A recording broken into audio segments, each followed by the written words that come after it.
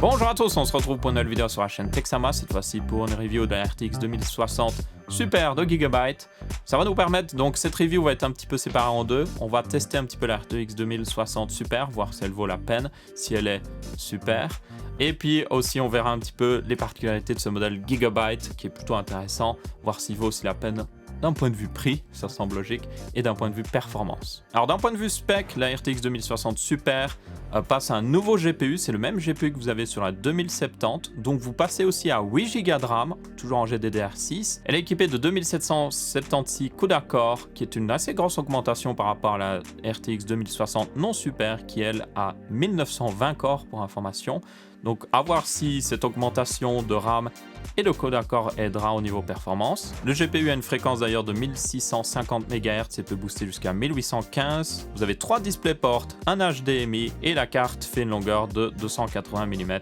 Et elle est annoncée à un TDP de 180 watts comme toutes les autres RTX 2060 Super. Donc si on fait un petit tour du propriétaire, à l'avant vous avez 3 ventilateurs de 80 mm plus ou moins. C'est une carte graphique d'ailleurs qui ne dépasse pas du slot PCI Express et qui fait exactement 2 slots, ce qui est plutôt bien si vous voulez l'intégrer dans un boîtier plutôt compact. Toutefois, elle fait 280 mm de long, donc ça peut être un petit peu trop long pour certains boîtiers. Vous avez un connecteur d'alimentation 6 pins sur la tranche supérieure ainsi qu'un 8 pins. Vous avez aussi un logo Gigabyte RGB, si vous aimez ça. Vous avez aussi une backplate qui est du plus bel effet, elle est très simple, il y a juste un logo Gigabyte en blanc, donc elle devrait s'intégrer à la plupart des builds. Et puis évidemment tous les ports à l'arrière, donc les 3 DisplayPort, l'HDMI, et vous avez aussi l'USB Type C pour la VR. Et globalement le design est plutôt sympathique avec une couleur très passe-partout, un peu gris foncé, gris clair, et d'ailleurs l'extérieur est fait en plastique, mais le refroidissement évidemment est fait en aluminium avec des heat pipes de 6 mm en cuivre. Donc d'un point de vue refroidissement avec les 3 ventilateurs ça devrait être bon, bien évidemment on le verra plus tard. Ok, maintenant il est l'heure de parler performance pour cette RTX 2060 Super.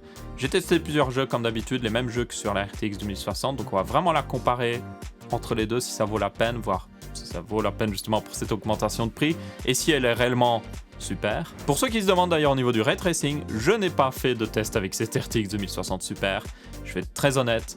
Pour moi, il n'y a pas encore assez de jeux vidéo qui supportent vraiment le ray tracing, et comme c'est l'un des modèles d'entrée de gamme avec la RTX 2060, non Super, les performances sont juste pas assez intéressantes. Elles n'étaient pas intéressantes il y a quelques mois, je ne vois pas ce qui aurait pu changer.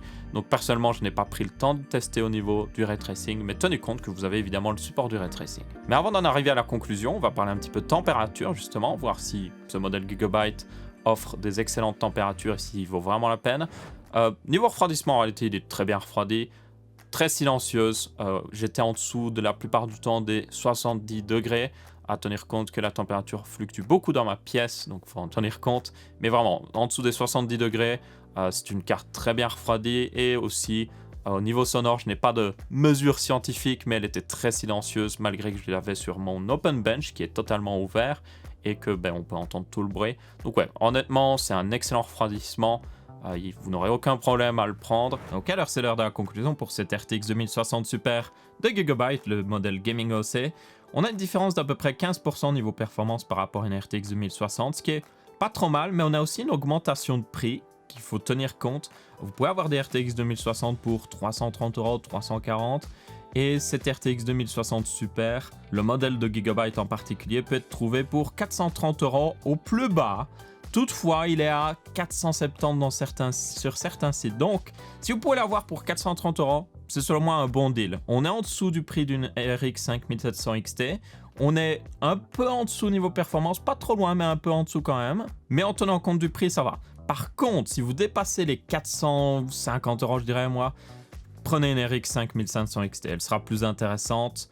Si vous en fichez du ray tracing surtout, vous voulez juste des pures performances dans les jeux vidéo, ce serait la carte la plus logique. Du coup ici, Gigabyte a fait un très bon travail, franchement. Le boost de base de la carte sans overclocker est déjà très bon, très bien refroidi. C'est une carte très silencieuse et le design est plutôt passe-partout, donc franchement un très bon job de Gigabyte ici. Toutefois, encore une fois, faites attention au prix qui peut vite monter chez certains retailers.